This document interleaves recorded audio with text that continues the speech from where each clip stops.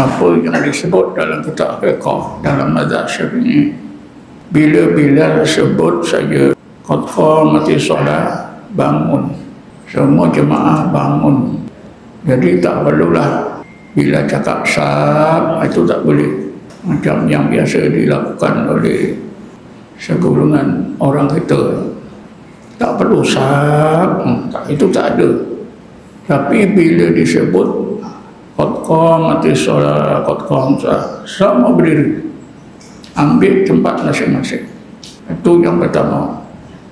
Yang kedua, wajib memenuhkan baris depan. Kalau yang di belakang nampak di depan tu ada satu kekosongan, dia tak masuk ke situ, dibiarkan kosong, maka yang nampak itu berdosa. Jadi saya tengok, penuhkan pun saja je. Pelik betul. Tapi ikut tarekat. Kesalahan lain, kita jangan ikut pandangan Wahabi. Ketika berdiri solat, orang Wahabi pahami kaki kangkang, jadi kangkang seluas-luasnya. Makna dimaksud kangkang itu jangan dirapatkan. Macam mana luasnya? Kaki kita itu, tapak kaki kita itu sebesar punggung kita atau bahu kita. Kalau tuan-tuan pergi main jemaat, ada sebelah seluas-luasnya. Pasal apa? Itu salah faham. Jadi tuan-tuan berdiri, jangan rapatkan kaki kiri kanan, tapak kaki kita itu lurus setegak punggung kita atau bahu kita. Antara tapak kaki kita dengan tapak kaki jemaah sebelah kira-kira renggang 1 atau 2 tapak tangan sudah cukup. Tak perlu disentuhkan. Satu lagi, bila bangun dari sujud berdiri, dalam kitab Fathul Mu'in, jangan berdiri cara unta berdiri. Cuba bangun unta berdiri macam mana?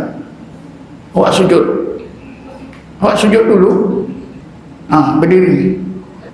Kalau unta berdiri, berdirinya unta, awak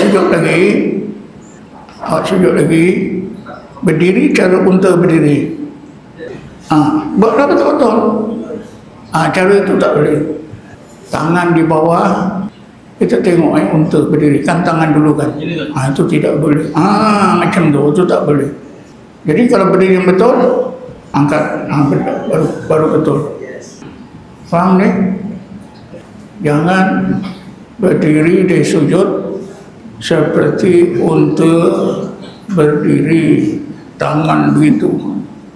Ini bukan cakap saya, dalam kitab Fathul Mu'in mazhab Syafi'i. Kemudian kalau berdiri pergi sujud, rukuk pergi, tidal pergi sujud, yang kena lantai kaki dulu, jangan tangan dulu. Coba buat. Tidal, pergi sujud, jangan tangan dulu, kaki dulu baru tangan.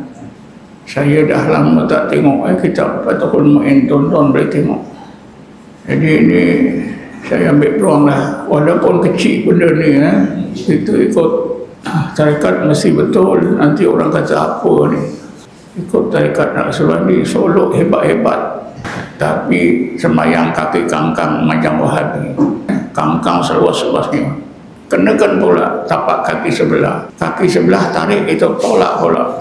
Saya bercakap ni, saya dah kena sekali semayang jemaat di masjid Sekundang. Orang sebelah tu, sebelah kanan, kenakan tapak kaki kiri dia ke tapak kaki saya tarik, dia tolak. Astagfirullah. Jadi itulah antara perkara-perkara yang perlu kita ingatkan.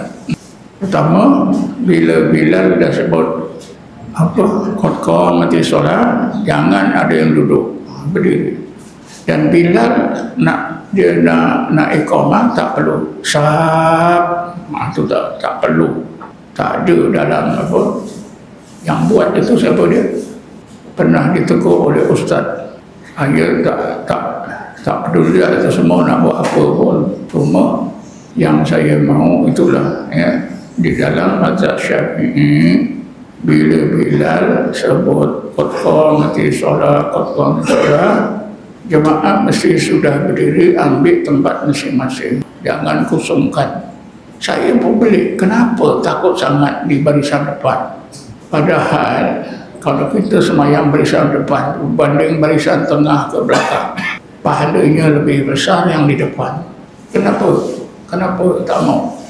Nah, ini semua kerana tak ada ilmu. Kalau boleh berebutlah di depan. Mulai sekarang nanti Isyak direbut dah depan. Jadi cakap itu sajalah. Ini berkaitan dengan hukum solat.